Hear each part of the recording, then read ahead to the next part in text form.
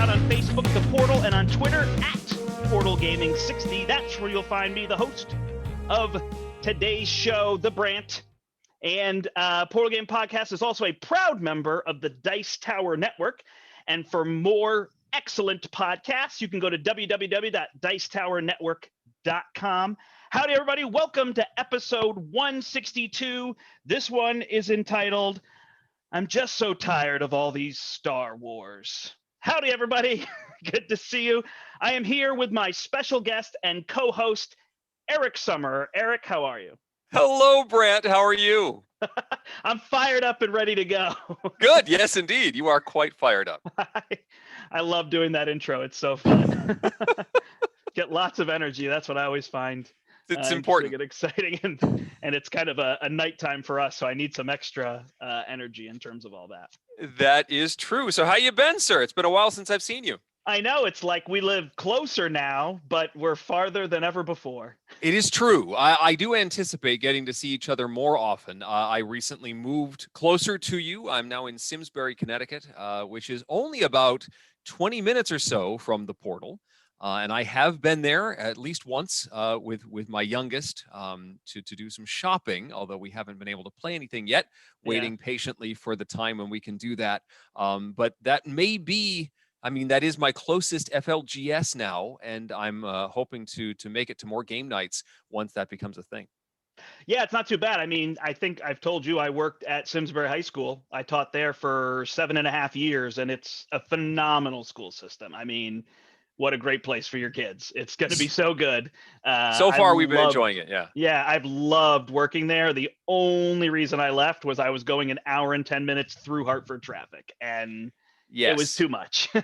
Not a fan of the Hartford traffic. No. Yeah, and we had decided, to settle here in Southern Connecticut where family and church and other elements that were important to us. So we didn't want to be closer there. So, I switched jobs. But boy, did I love my time and my tenure at Simsbury. So yeah, that'll be awesome. So nice. Yeah, so it's not too bad to the Portal from there. So that should be what's happening. I'm excited because we have a new YouTube channel, which I've announced on several episodes now, but it's called Step Into the Portal, because our whole idea was nobody was coming to play at the store because they couldn't.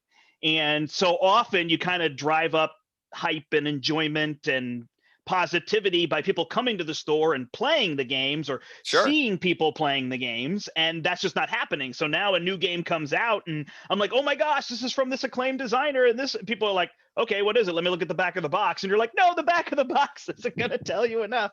You need to see it played. And so then we were like, well, let's get people to see the games played. So we started live streaming playthroughs of games, and I can't believe how much I enjoy doing that. I had no idea. Now, you probably know I love teaching games. That's always been one of my favorite things. So this is my chance to just teach and then play the games. I do miss reviewing games, which is why I'm glad to keep doing the podcast, because I really like talking about games and just what I thought of them after a couple plays or one play sometimes or whatever it is. So, typically we'll play and then we'll just kind of say what we thought about the game. But for often it's like the first play we're trying to get through and we opened up the box and here we go. So, yeah.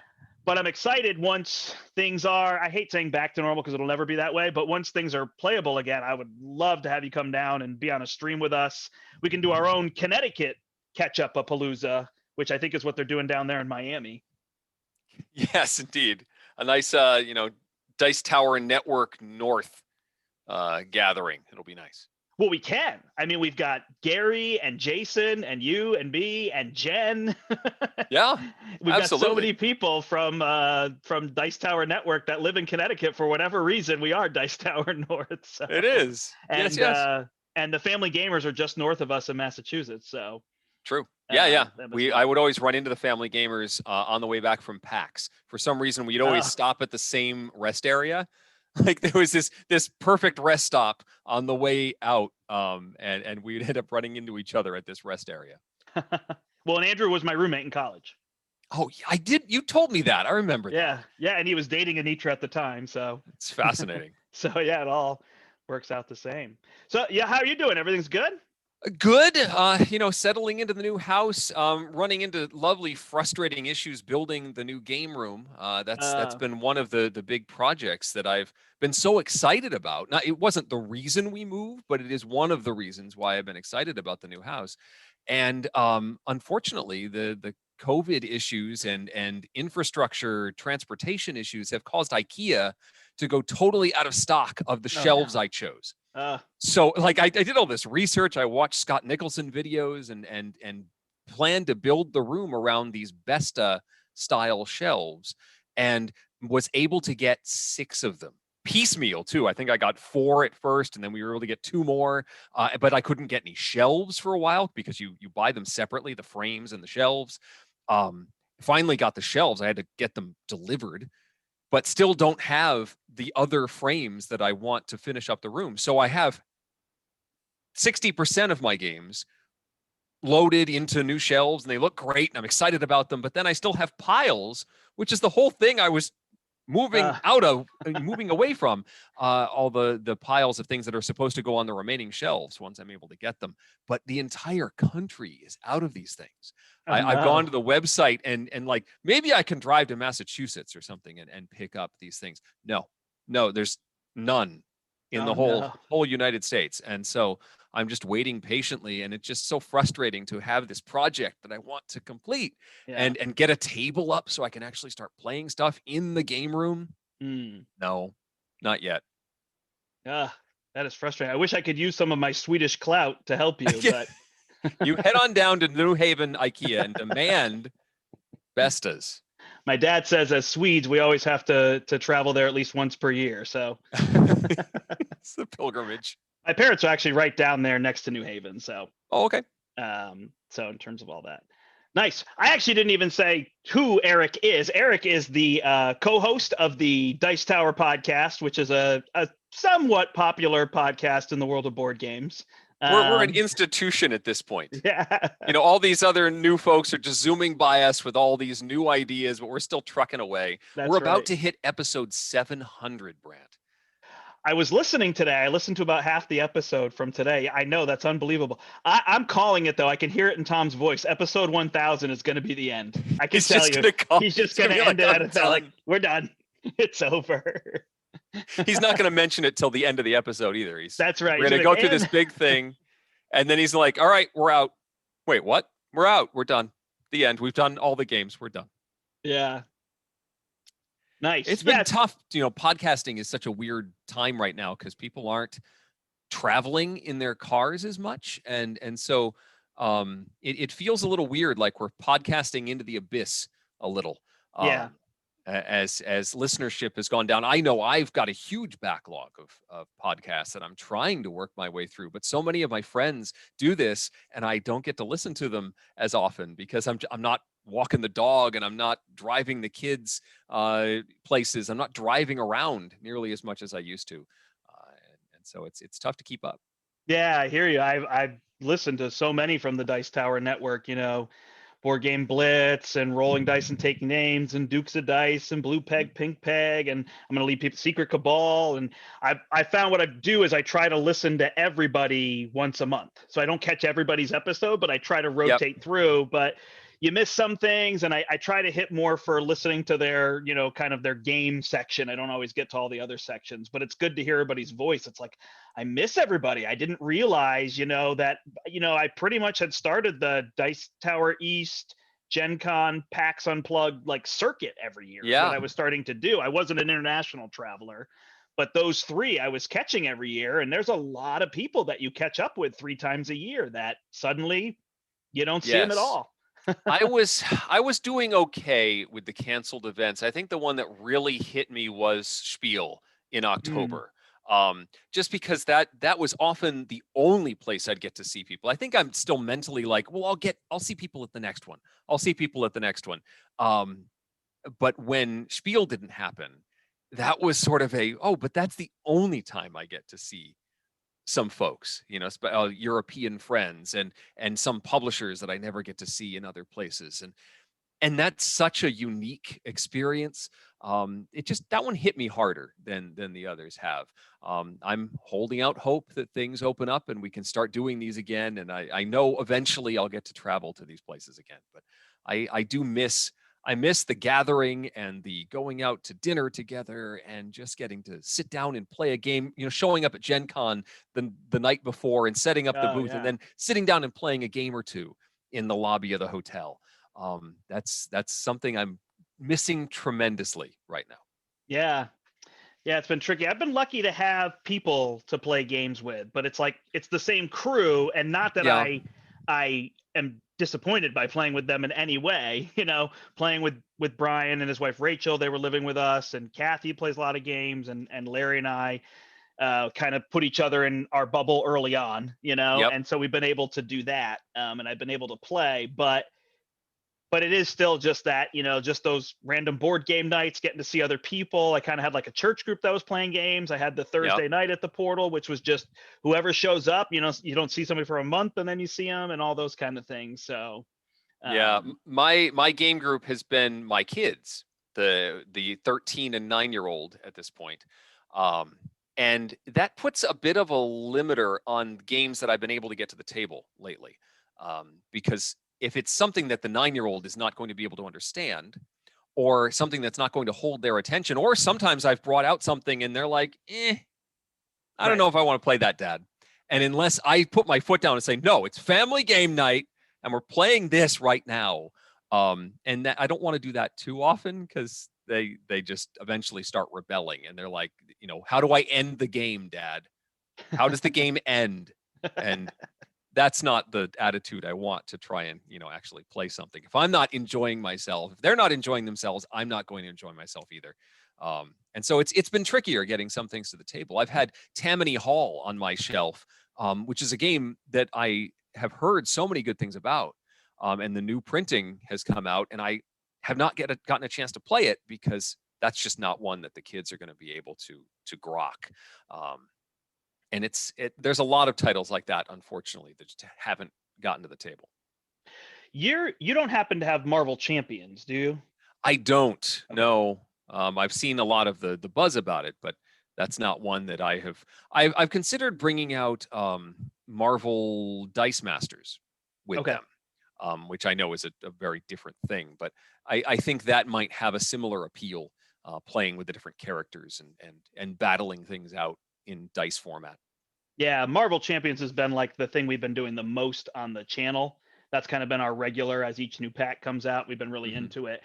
And it's the one game that I have played like via the internet with people that I enjoy because Okay. I cannot do internet gaming. I played Roy's game, Okay. Last Light, that's coming Yep. out, and I enjoyed doing that on Tabletop Simulator. But Roy was running the whole game. I was playing with John from John Gets Games, and Roy was running the whole thing, and it was fun. It was fun to be able to hang out with Yep. people and play that. And Roy's game is excellent. It's very good. Yes. But the tabletop simulator thing is not me. Tabletopia, I tried a little bit, some of those cons they had, and it's hard for me. So I like the face to face. So at least something like Marvel Champions has been something I've been able to play via webcam with people, and Yep. it flows pretty well. And I've been able to teach it. I actually taught it at the what was the BGG Dice Tower team up in the summer, Yes. Virtual May. Con Yeah, 2020. I was able to Yeah. teach it to 2 or 3 families, and that was really good. They had kind of cracked the box, and I was like, okay, here we go, let's talk through it. And so that was really fun. So that one's worked out really well, I've found, Yeah. in I terms think of that. it's very important to have the live chat in some way, Mhm. whatever platform you're using. It I have enjoyed being able to run a Zoom call or a Discord call while playing something, and I'm willing to accept some of the limitations of the interface of a Tabletopia or a tabletop simulator or board game arena, which I've joined recently, and have really enjoyed that format. But having the ability to chat and not have to stop what I'm doing and type what I'm trying to do, Yeah. is very important. Like if I'm trying to play Board Game Arena on the iPad, and so I don't really have chat capabilities, it's a lot more frustrating to have to type my comments.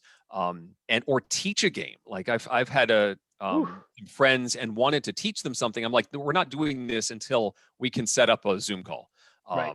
so that I can actually walk you through that, and then it should be relatively simple." Um, but you need that immediate communication connection to really make it feel as close as possible to being able to sit around the table. Yeah, totally agreed. I want to just be able, even if I just talk to people beforehand, the game nights I've kind of done with my church group have mostly been like, hey, 10 people get on and let's play just one, or let's play a Jackbox game, or Mhm. something very simple like that. Yeah. I have one friend who kind of is a computer programmer, so he's been doing all these really unique games where it's like take all the scenes from Back to the Future and put them in order. Ha! And he programmed all that, and then he gets you into teams, and it's very well done.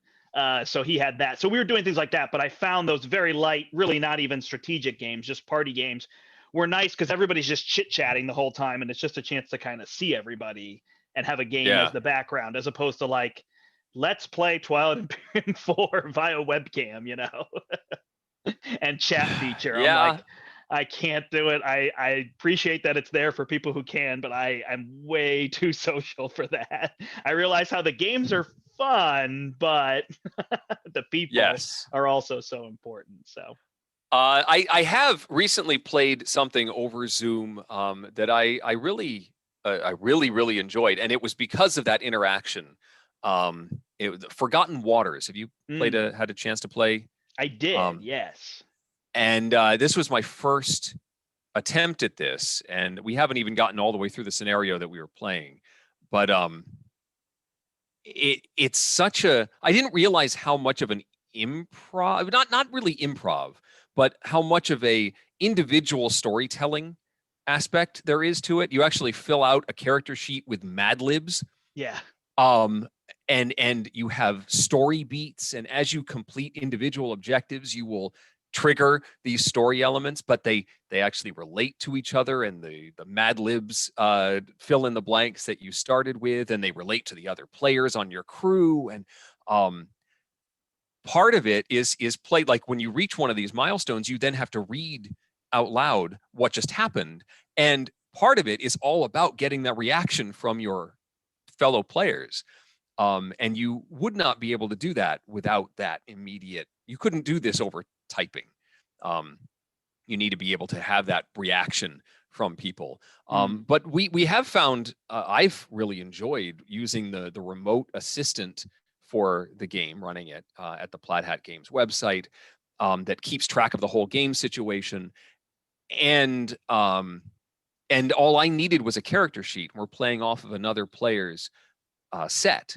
And so she is showing us where on the map we are, and then we can make decisions and switch back and forth with the remote assistant. And it's really working well. I liked it so much, I need to hunt down a copy for myself to attempt to play with the kids.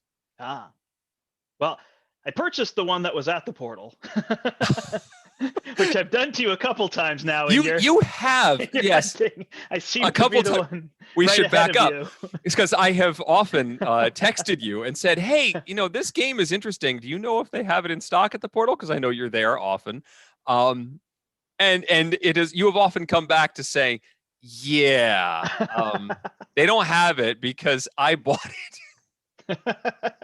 I got two to you, right? I got you Fort and Super Skill Pinball. You did 4K. indeed. Yes, Awesome. yes. And So I we got played those 4K. Haven't had a chance to play Fort yet. Okay. But Super Skill Pinball, it has been a hit. That is amazing. one that it is a really solid game. It's very, very fun. Yeah, and we have more copies in now too. So oh, good. That's good there. So nice. Yeah, I know. I've discovered so much. So the big things that I've discovered kind of in the last years, I've been replaying games. Like I've been playing games 5 times. What? And I've been going back and playing old games. Yeah. I think Kathy's been a big element of that in saying like, why don't we play this game, Castles of Burgundy, that we really, really love, instead of trying out that new game that doesn't actually look like it's that fun. And I was like, what are you talking about? You don't want to play the new game with the misprints on the back of it? No, absolutely. I found that, when we first moved, The kids wanted to, when we did do a game night, they would want to find their favorites. So they were sifting through the boxes trying to find the Pathfinder Adventure card game. Mm. Let's play this. Let's play something I know. I don't want to learn any rules, Dad. Let's just do this one. And so it's good to go back and do that every once in a while and remind yourself why you like these games so much. Yeah. I've recently done that online with both Seven Wonders and Seven Wonders Duel. Okay. I've been playing a couple games of those, which has been kind of nice because, especially with Seven Wonders itself, I haven't played physically in a long time. But it's kind of cool to go back and remind myself how much fun that was, Right. to draft those resources and try and build toward the purple cards and build your wonder segments and stuff like that.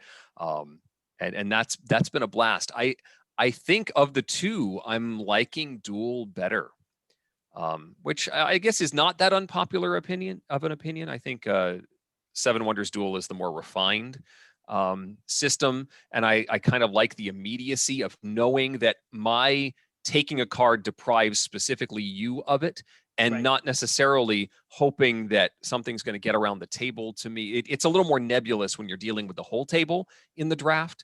But when it's just you and me, then I know that if I take this card, that's going to open up this other card for you to take. And you can play with that opportunity a little bit more than you necessarily can just interacting with the person next to you, if that makes any sense. Yeah, I'm always surprised how much better, I think would be the term, I can handle take that in a 2-player game than in a multiplayer game. Sure. In a 2-player game, take that feels zero sum to some extent. Yep. Or at least it's like, okay, I mean, there's still that negative of, oh, I'm going to blow up your building, but it's like, well, or, maybe like kind of the hate drafting of Seven Wonders Duel. I'm going to take that card because I know you need it. Right. But now I have to take that card. I can't use it. I'm just going to cash it in or whatever it is. But it feels like, well, that's what you should do. You should try to stop me from getting. There's no other target for your animosity. And I mean, in a 2-player game, you are supposed to be adversarial. Yeah, absolutely. That it does feel easier. Although I often try to avoid straight up 2-player games for that same reason. Like, I think I just like playing the less adversarial games to begin with. And so I know if I'm going to sit down with you playing a 2-player game, you are going to attack me.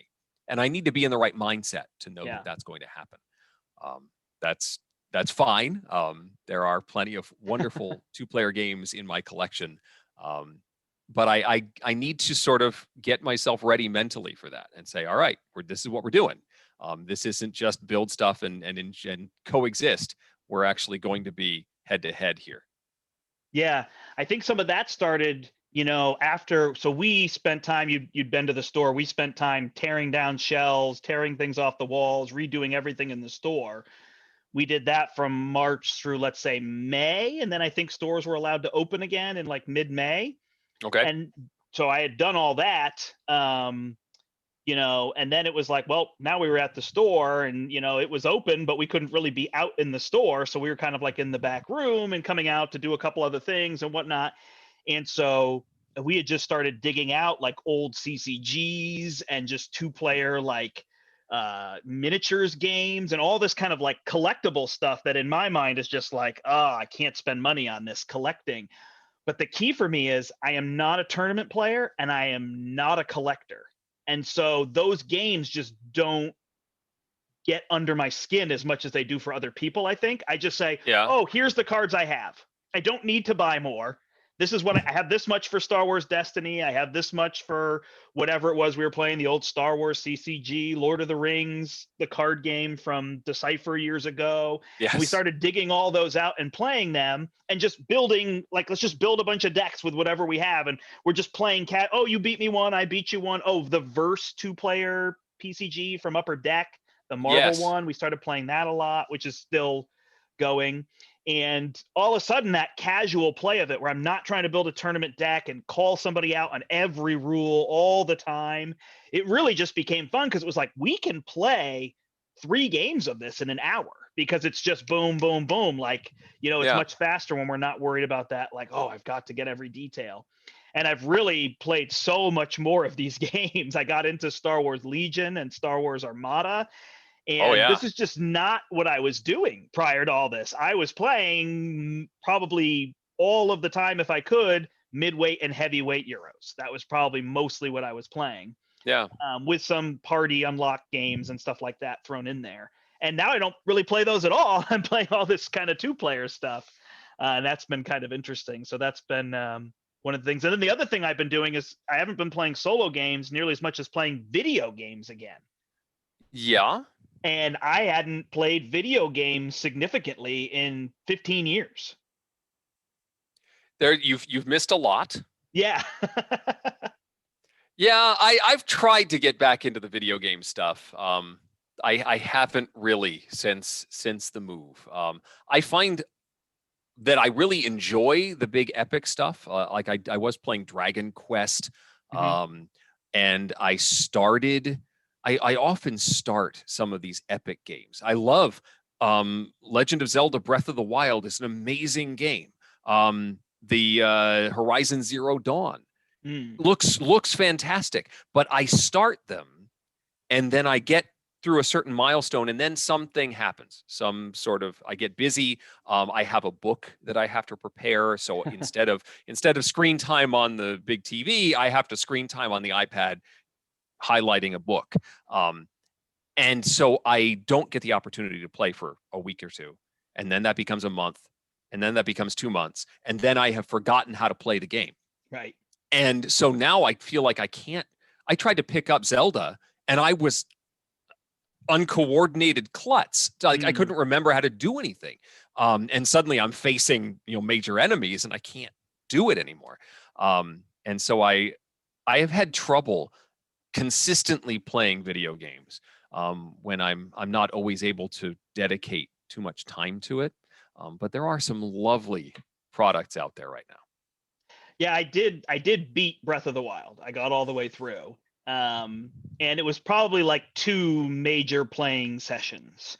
The winter is much better for me playing video games. I always tell people, like, as a teacher, it's like I'm up early anyway, and then all of a sudden they'll be like, snow day. And I'm like, well, I guess I'll play video games today. That would happen. Of course, now it's remote learning day. So right, you still have to work. The window. But things like Christmas vacation and stuff like that, where I can kind of like just play. I'm really a morning person. So it's like I'll play once I'm up and showered. It's, my goodness, it's like 7 a.m. because I get up early. So it's like I'll play 7 to 10 in the morning and then kind of get on with the rest of the day. I'll do something like that. I put majority of my time in. I'm not a good night person for something like that. I'm better at board games at night when my mind is still moving. But really, I've been sticking to like Mario and games where I can play a level in 5 minutes and then I can put it down and play a level in 5 minutes. So I beat Paper Mario. And then I picked up Mario 3D World, is the newest one that came out. Yes, my son's been playing that one and loves it. He loves Bowser's Fury. He says it's one of his favorite Mario games. Yeah, I haven't tried it yet. I've been playing the Mario one, but that's been fun. And my daughter has played a little bit of that too, so that's been fun. So very cool. That's been happening. All right, well, I brought you here to review games. Oh, is that what we're doing? I asked you to join me to review games. So do you have some games that we can review?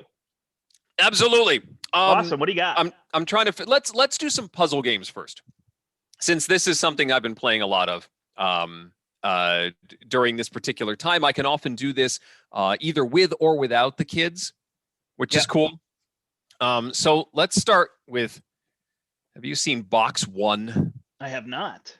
Box One is from Neil Patrick Harris.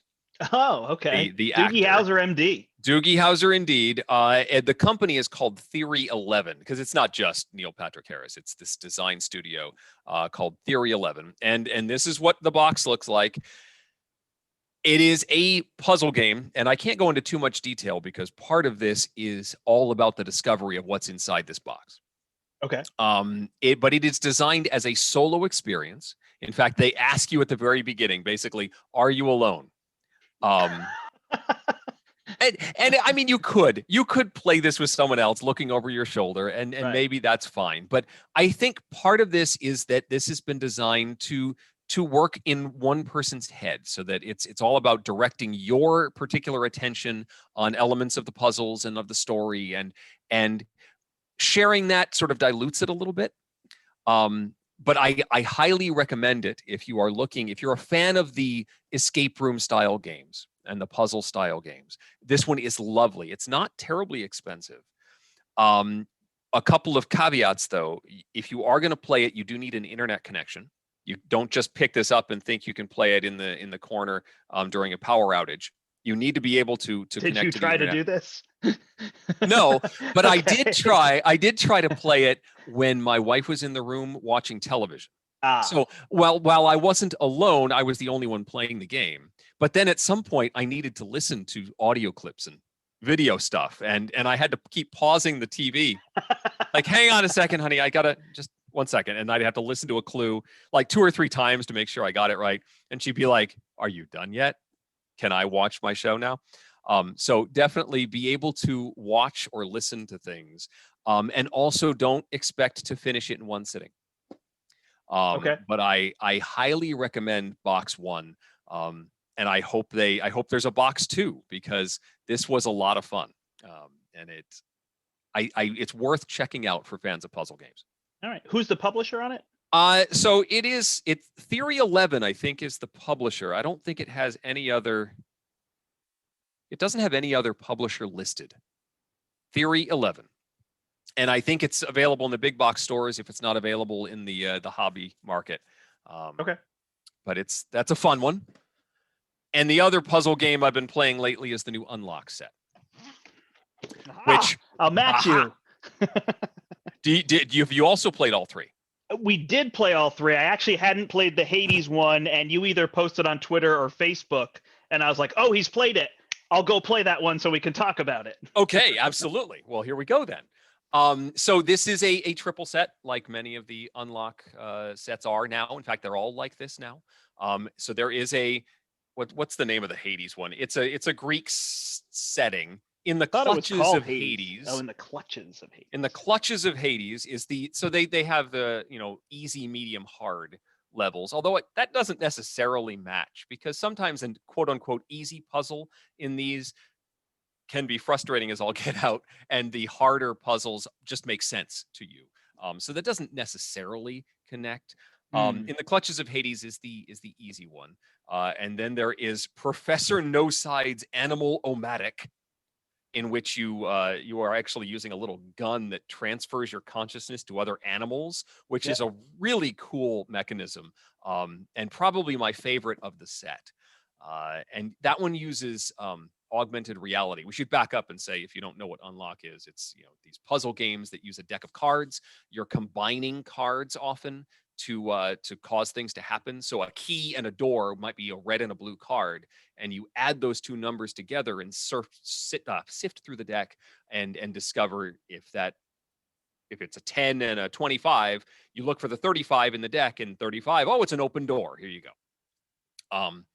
It uses an app with various puzzles and machines and manipulations, and this Professor No Side adventure uses an AR, augmented reality mechanism, where you're actually pointing the camera at things which cause stuff to happen, which is a very cool mechanism, but it can be a little finicky. And we found a couple of times the kids really wanted to be the one to trigger this part of the adventure, and they would often miss, or they'd get their head in the way of the light, and so the shadow messed with the detection. So it was a little trickier. We would get the puzzle right, but because of the way we shot it, it didn't trigger, and so we lose time that way. Still a really fun adventure. Just make sure you have good lighting. And then the third one is called Around the World in 80 Minutes, which is, as you would imagine, around the world in 80 days. That one's a much more sprawling adventure that has a map, and a lot of fun. And I was moving along at a pretty good clip until I got lost at sea. Yep. Totally. And that Agreed. puzzle, Boy, oh boy. Yeah. Sometimes these puzzles, you just don't, if your brain is not understanding what they want you to do, it can get a little painful. And so I ran out of time on that one. I think I went like 10, 15 minutes over Hmm. on the time limit. But it's still, that one was also fun. I was annoyed at the Clutches of Hades. There were some visual elements there that were, I didn't realize what they were trying to tell me. And so I would sit there staring at it and asking for hints, and it felt like I was more frustrated than I wanted to be. The logic in Clutches of Hades was a little wonky. But what I do like in this latest set, they started it, I think, in the Star Wars set, is there is a full solution booklet. It's not just the hints that are in the app, but there is a full step-by-step, Right. here is how you should solve the puzzles, which I like. Like in a puzzle game, I don't like it if you're just going to give me the answer. I want you to tell me why that answer makes sense. Hmm. And so this booklet actually explains, well, you should have looked at these 3 things, and that would tell you the answer to this puzzle. That I like that, and I'm glad that they're doing that in these unlock sets, and I find it a very worthwhile element of the set. So it's still a lovely package, but I think the No Side adventure is definitely my favorite, with the various animals and the cartoony artwork, and the kids enjoyed playing that one. The other 2, less strong. What do you think? Yeah, no, I generally agreed in terms of all that. I think, like the Hades with the level 1, the best level 1 I ever played was the Exit Sunken Treasure, I think it is, or something like that. And in the exit ones, the really level ones, it's like you just literally flip a page for each puzzle. Like there's no hunting. It's just you're on this page. You solved it. Now it's a little too easy for me, but in terms of bringing kids or new people in, I always thought they should like label that as like start here, exit. I thought that would be Yeah. really helpful.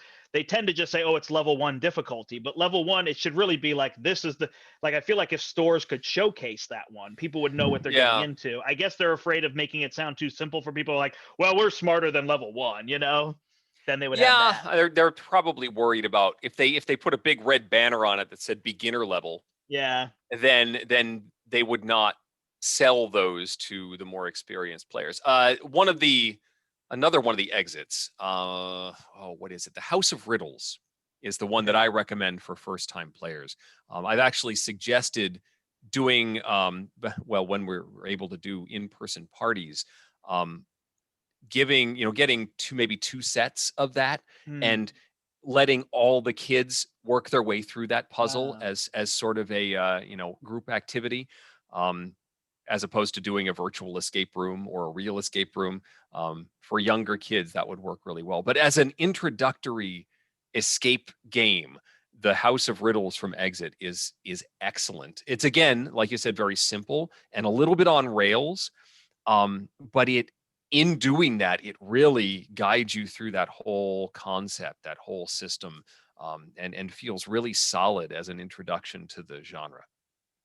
Yeah, it's actually interesting that you mentioned escape rooms, because it just came up in my Facebook feed, and it was just about 1 year ago that my wife Kathy and we went away, and it was the last time we went away, and all we did was we Airbnb'd in Coventry, Connecticut. Okay. Which is right out near Yukon.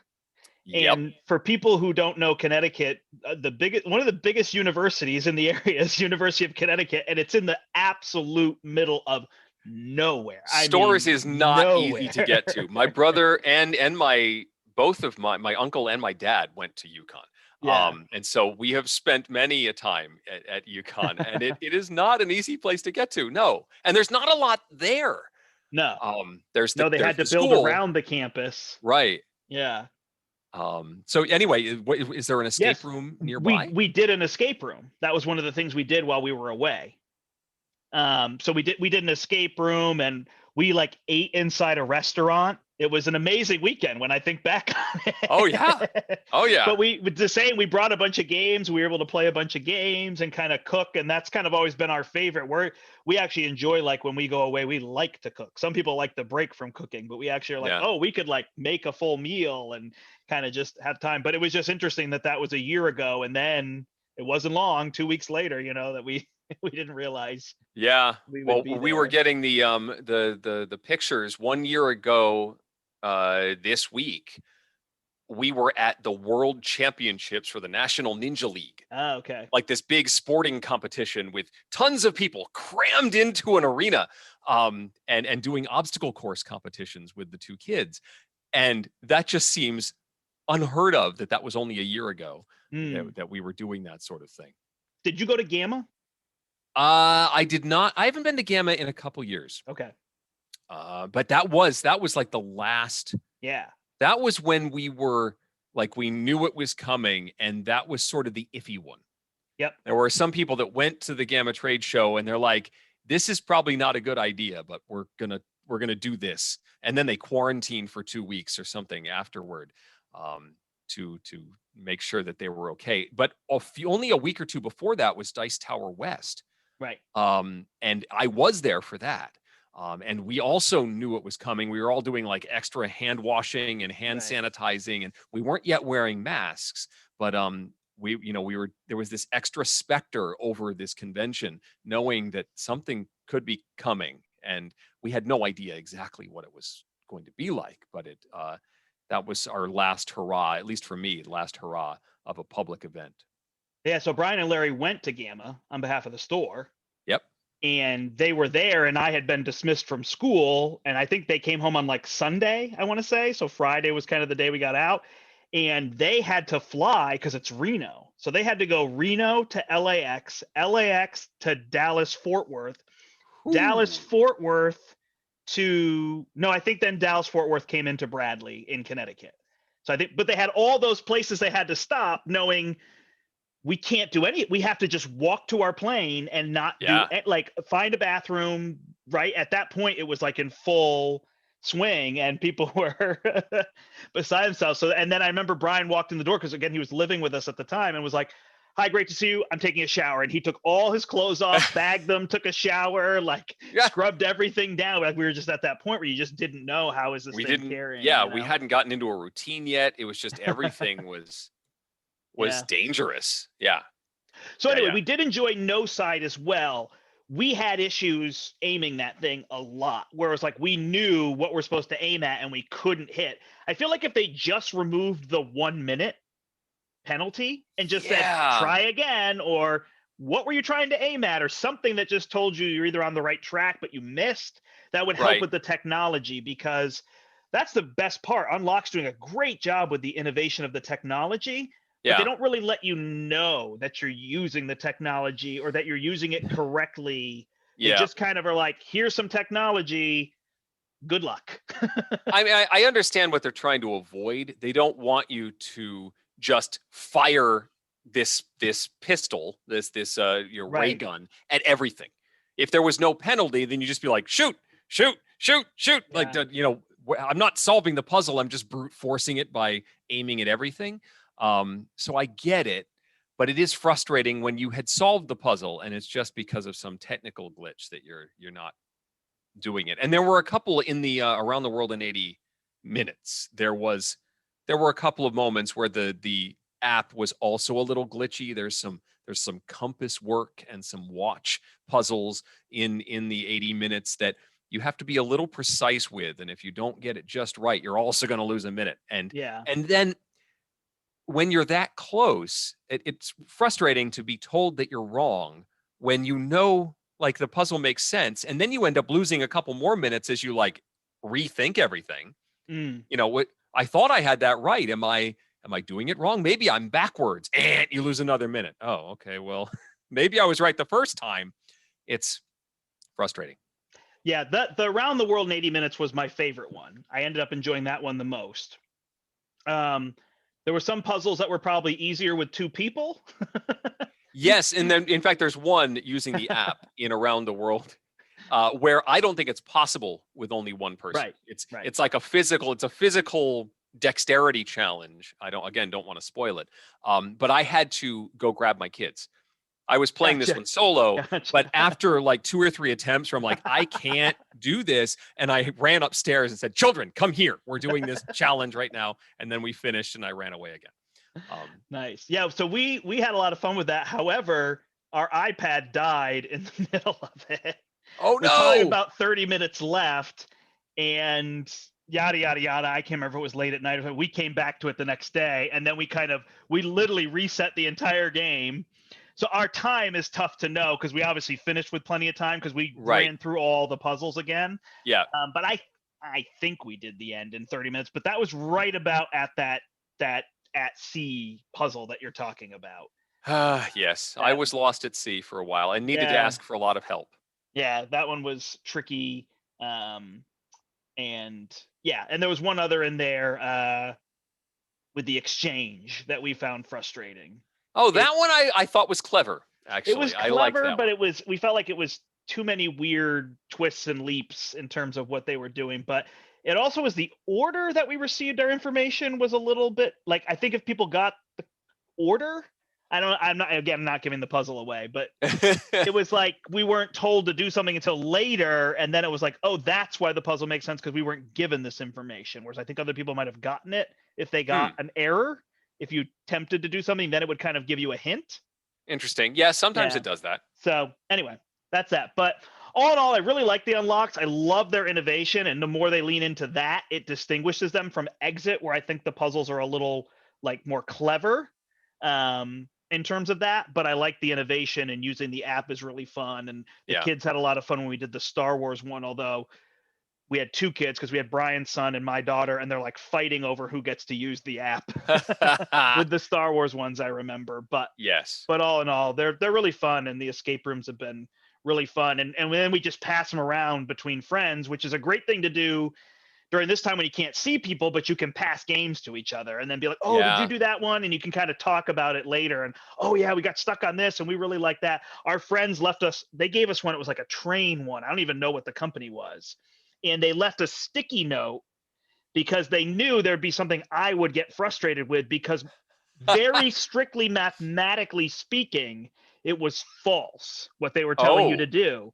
So it was not correct math. And they wanted me to know that you need to do something that's mathematically incorrect, because as a math major, they knew that would irk me. But I actually figured it out before I looked at their sticky note. I was like, oh, I bet they want us to do this, even though it makes no sense. But I think because my friends had said, hey, there's going to be a mathematically incorrect moment, that I was able to do that. So awesome. All right. Well, I got a chance to play Funfair. Ooh. I don't know. Have you heard of Unfair? I have heard of Unfair. All right. So yeah, this is Good Games Publishing, and they released a game called Unfair, and Unfair is excellent. It's really good. It does have Take That in it. So the goal of this one is to make it Unfair is one of those games where you don't realize how strategic it is until you start playing it. Like, you think it's a family card game, and then you start playing it, and this is like a 2-hour. I mean, this is like a, approaching Terraforming Mars-esque tableau builder. This is not. Well, think of your first 5-player game of Wingspan. Did you do a 5-player game of Wingspan early on, or did you avoid it? Yes, I think I did. That, right? Yeah. Where it was like, oh my gosh, we've been here for 2 hours, right? Yeah.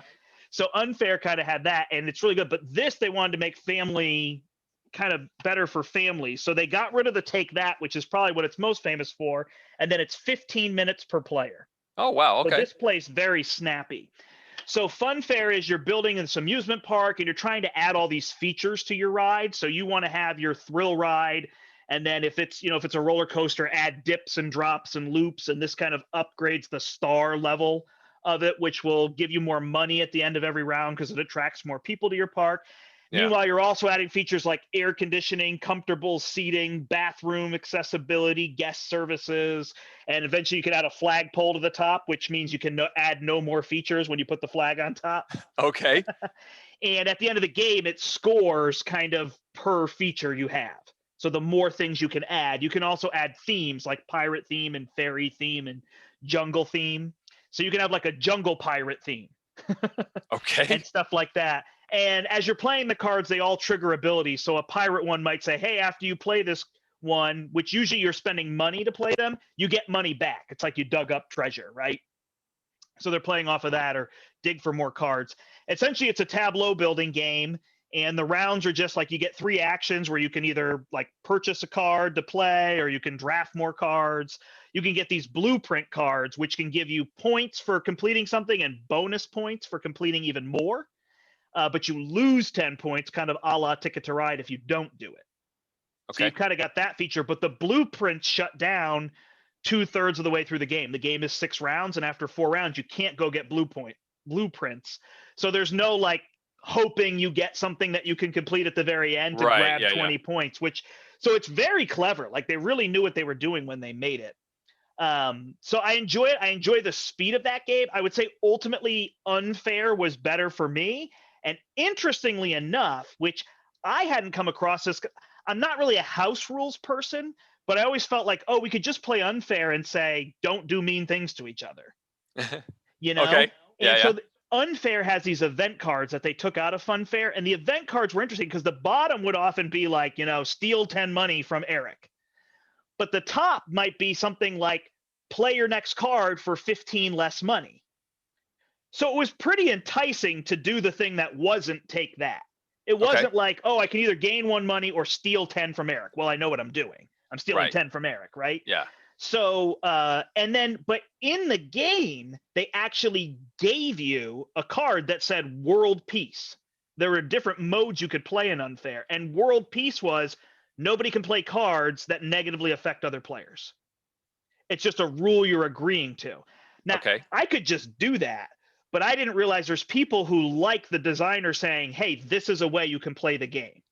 Yeah. I think of a Rado type. Rado would appreciate that, right? He would Yeah. be like, oh, I don't want to, but if the designer says I can do it, then I can do it. Sure. It You also need has permission. like lunchtime mode, so you can play faster. There's like a quick version of it and some other things that are in Unfair. What were you saying? Okay. Oh yeah. No. I think that was good. What I was saying. I don't know what I was saying. So Funfair is great. It's an awesome intro. It's great for families. It's a little heavy on the reading and the interaction. So I mean, again, think kind of how the interaction works in Wingspan. I would put Funfair kind of on that level of Okay. tableau builder where it is family and and kind of what's the term Tom's using now? Welcoming games. Yes. It's Welcoming it's games. kind of in that realm, but it's got that little extra piece where it's probably a next step game at the end of the day. So ultimately, I like Unfair better, but Unfair will run you 30 to 45 minutes per player. This is going to be right in that 15, maybe 20 minutes per player the first time you play. Cool. Unfair from Good Games Publishing. Nice. So I have one other that I brought that I wanted to talk to you about, and I think this would be right up your alley, considering how much you enjoy a game called Fleet, the dice game. Oh, And you may already know, because I think this has probably been compared favorably. Hadrian's Wall. oh, you went a different direction. I thought you were going from the same designers. No, this is from Bobby Hill and Renegade Game Studios. This is it's a flip and write game instead of a roll and write game. But this is one of those more complex rando writer style games, which is why I'm associating it with Fleet the Dice game. Have you seen the sheets on this one, Brandt?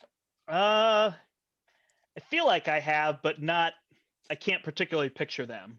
I have been known to enjoy Fleet the Dice game from time to time. From time to time, I'm sort of digging this out so that if you are seeing this on video, I can show it to you.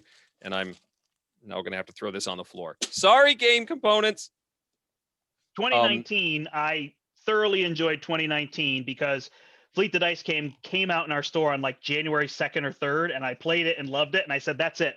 I'm teaching every person I can this game this year. And I toured that game at all those conventions, and I taught You did. every publisher, designer, content creator I could come across. I taught them that game. So you saw the size of the box. It's maybe Oh an my goodness. 8-inch box or so. Okay. The The sheets sheets are that are size. the entire Oh my size, gosh. and Is you're it 2? given 2. Oh man. Oh, I So gotta play you this have game. like a whole tableau. The you're building Hadrian's Wall, and you have to fill in all sorts of boxes, which are then going to trigger other bonuses. And this is the style of game that roll and writes are Mhm. often at these days. And so you'll fill in a box, and that gives you a bonus elsewhere on your board, and you're trying to get majorities and complete sets and all that sort of thing. The way the mechanism works is that you are given 2 cards at the beginning of a round. One of these is going to be a bonus for the end of the game, like a scoring bonus. And the other is going to be the parameters that you're working with for this round, giving you some income and giving you some trading opportunities with other players and all of that. And so you've got these 2 cards. Which one am I going to build toward? And it's good to have those goals, because that you saw the size of that sheet. There's tons of things to build toward. And to have a focus that says you're going to earn points for completed sections of wall, or you're going to earn points for a particular court building. And the more of those you get, the more points you're going to get. And then you use those resources from the other card to get you there. And it's a lot of, you've got 4 different colors of figures, you've got some resources, and you're trading some in to get others. And whereas a lot of these games just have you tracking that sort of thing on your own sheet, this actually gives you, in fact, I threw them all on the floor, little meeples, little wooden characters. So your Ah. income at the beginning, you've got a handful basically of Ah. meeples. And now, well, I need to spend one of these purple ones to do this, and that's going to give me a yellow one. And because they're physical components, you can figure out that churning without trying to keep it all in your head, which would be, I think, impossible. I like it a lot. There's a solo mode where you're trying to meet certain thresholds of score. And I have played it that way. That just adds a couple of extra card draws, and you can trade with the phantom deck, that sort of thing. But other than that, it plays pretty much the same way with the other players, multiplayer, as it does as a solo game. And it's solid, and solid in a heavy sense too. With all that paper, it's a very heavy game physically. But I really liked Hadrian's Wall from Renegade Games and Bobby Hill, and Garfield Games is the co-publisher there. I liked it a lot. I got to track that down for sure. Yes, I think you really would like it. As a fan of Fleet the Dice game, it gives me that similar vibe of being complex to begin with, but also that churning and triggering. I do this, which then gives me this bonus, which then gives me this bonus, and then leads me toward this scoring opportunity. I like it a lot. Nice. Yeah, I thought so. I would run and grab it, but I'm afraid I actually don't remember where it is. But I actually got sent. Ben and Matt, who made Fleet the Dice game, may have heard that I enjoyed the game. And Possible. so I was, Kathy and I were offered the opportunity to play test their follow-up, which is Three Sisters.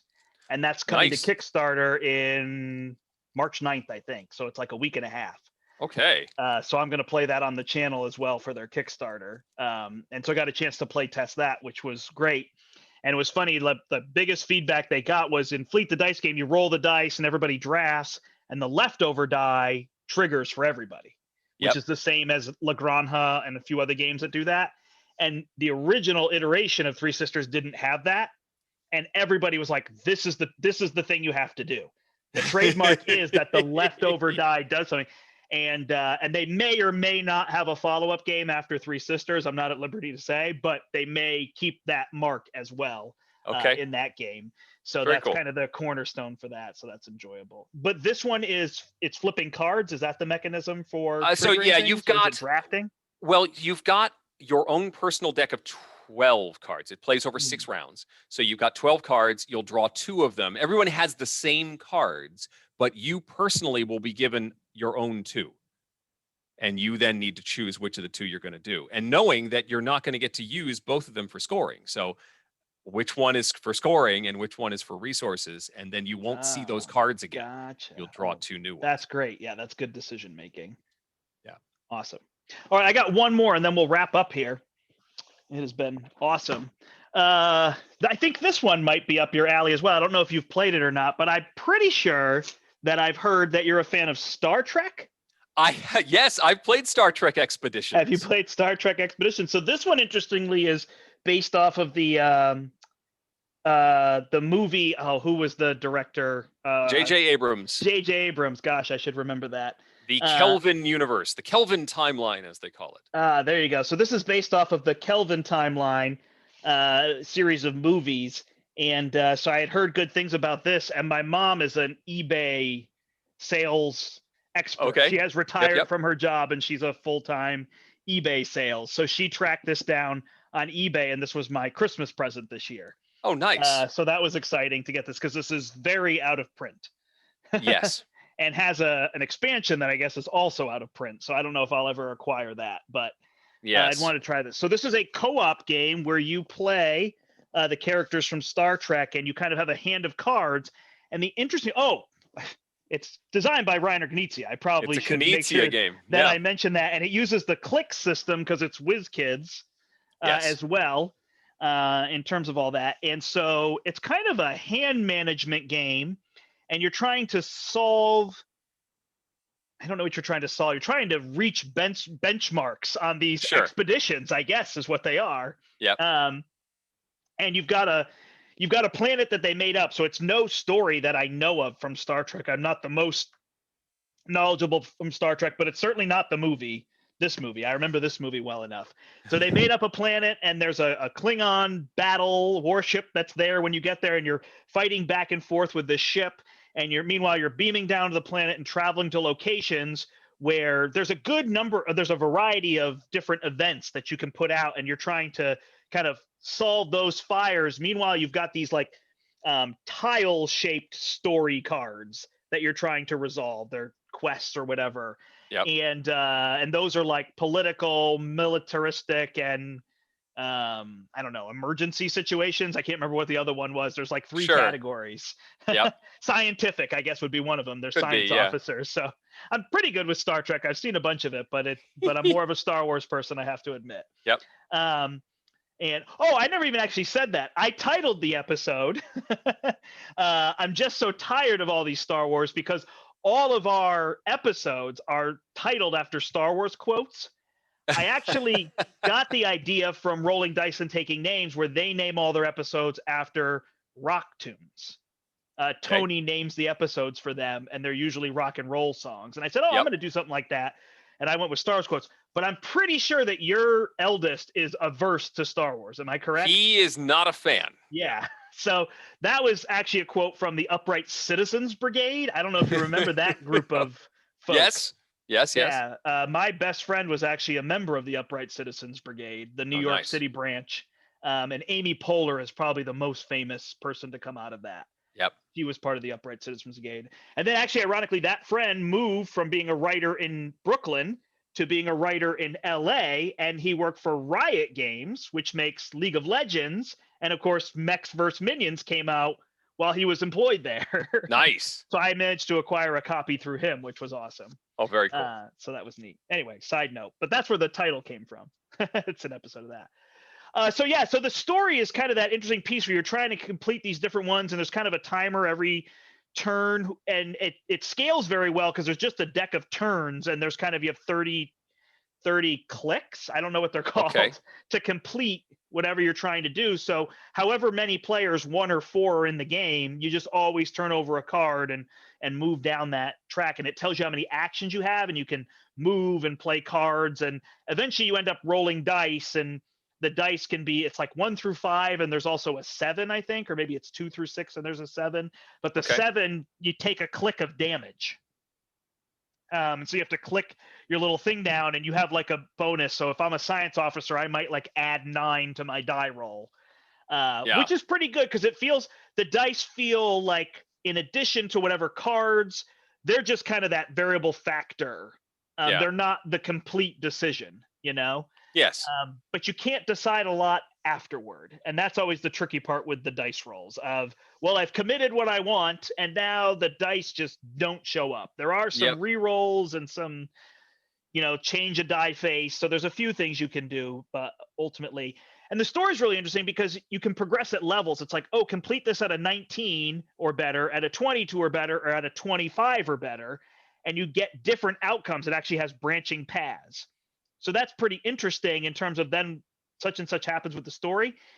In the end, you then basically get a score based on how well you did on each of these. Yes. And there's kind of like a negative, things can drop off, and that's how you lose. If you just don't complete stories, you lose points on these various tracks. But the end game scoring is a little bit anticlimactic. It's a little bit nebulous of Yeah. like, you read a story and you're like, well, you kind of solved political strife, but things are still up in the air. And Yeah. well, there wasn't an all-out coup, but there was a war. Like, you don't feel great in the end unless you solve them all at their best level, which sometimes is a little bit outside of you. So what would be amazing is there's lots of events in the game. There's tons of these events at each site. But if there was more of those story tiles and the branching paths branched even more, Yeah. and you didn't really know, or you did like random branching paths, I think it would be a little more interesting, because inevitably you're just going to try to complete each one at its top level to get the top score, and the dice may or may not determine that. But it was fun. I had a good time being able to play that uh, with a friend who's very favorable towards Star Trek. In fact, he and his friends invented a Star Trek game that is quite epic in the 1970s. And it's been Huh. around in multiple iterations ever since then. And it's amazing. They have all the boards, starting with the taped together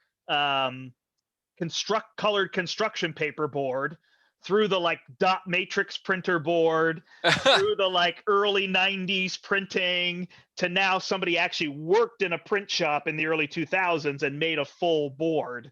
And so it's very interesting to watch the history of this game over 45 years now that they've had this game around. So Wow. that was fun to be able to play this with him in terms of all that. So, but you said you've played it before? I have. It's been a long time. I played this. I purchased a copy when it first came out, which is when did the move? Like 2010, That 2011. sounds good. It was shortly after the It says first. 2011, so the Yeah. movie was probably 2010. Something like that. And I remember enjoying it, but that sort of end game scoring where you have these gradients, you score between this threshold and you get the okay ending, and you can hopefully get the good ending. I found it, like you said, anticlimactic. I like my co-ops to have you either succeed or fail, and to overcome the adversary. And if we make it through and we didn't lose, then hooray, that's the possible best ending that we've got. For some reason, when it's like, let's check out your score at the end and see how you did and check it against the chart, it's I don't know, less interesting. I let it go. In fact, the guy who runs our game group bought the copy off of me and has played it a few times since, but I didn't play it much after that initial flurry of plays when I first got it, and I let it leave the collection. Yeah, I want to play it with my dad, because I definitely spent a lot of nights with my dad watching particularly Star Trek Next Generation, because that was kind of in my age Yep. bracket, and sitting down and watching those with him, and probably enjoying Star Trek there. So I'd like to play with him. He has been vaccinated once, and he will get his second soon, and then I think I'll feel a lot better. Okay. Getting together and doing that. So I think this is something I may try to play with him. I think he might enjoy it. Yeah, I'm not sounds sure good. that he'll get into that new cast. I think he would enjoy the original series most. In Sure. terms of all that. But I mean, you can certainly pretend. If you squint, you can pretend that's it's right. the original cast. There you go. Awesome. Well, this has been a blast, Eric. Thank you so much. Hey, you bet. It's always good to hang out and talk about games. I know. I can't wait to do our Dice Tower North catch-up palooza. We've got a bunch. I think Castell is something you still have yet to play, correct? I still have yet to play, and you've been evangelizing that one for some time. I need to get that played. In fact, I was trying to play it at the Dice Tower retreat, and there was no copy in the Dice Tower library. That's right. Yeah, that's right. Crystal said she was going to try to get one down there or something. Yes. Well, when that was still traveling, I don't know that will travel anymore, in terms of that. So I'll have to see. I don't know. I mean, once we can start doing events again, I'm sure the library will move. Tom has continued to curate it. Right.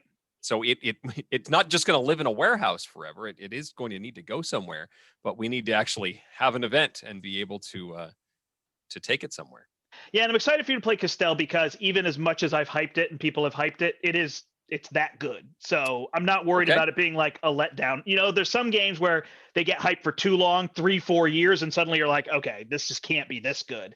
But Yeah. Castell, it really is that solid. I mean, I don't know, they walk away being like, I must own this game, but it's solid enough that it's just a great game. I know Cool. the brothers Murph are also huge fans. And then Magnastorm's another one. And in terms of that. And you still have not played Twilight Struggle, which I would love to play with you sometime, but I realize that's a different animal. But I am not a shark is the good part. I don't know that game very well. I can just teach it well. So that might be a good one. I've heard using the app on Twilight Struggle is a good way to go. That is a good way too. But there's nothing like looking your opponent in the eye, holding up the card, grabbing your shoe, banging it on the table and saying, "We will bury you," and getting to live out those events. At least some of those sillier ones, not the more. Now I know ones, what to expect. Yeah, so this will be fun in terms of that. Awesome, Eric. Well, I think people can mostly catch up with you on the Dice Tower podcast and Dice Tower tonight on every other Wednesday with Crystal Dax, correct? Indeed, that's the video show, and dicetower.com is the website for the Dice Tower, and of course I do audiobooks and stuff. You can go to audible.com and just search for my name, and you'll get all sorts of fun things to listen to. Yes, thanks to your advice for Kathy as well. We are like kind of mid setting up her studio to start doing some audio work. Oh, excellent. As well. So everything kind of got stalled as everything did, but we've got soundproofing and things happening up there. So that she's really excited to venture into that. And you were very nice to provide some advice. So very cool. That's been good. Awesome. Thanks so much, everybody, for watching on the channel. Step into the portal for listening on the podcast, Portal Gaming Podcast. This is episode 162. I'm just so tired of all these Star Wars, so I reviewed a Star Trek game. And I am your host, the Brandt, joined by my special guest and co-host, Eric Summerer. Good night, everybody. Thanks so much, everybody, and until next time, we hope you step into the portal. Bye now, everybody.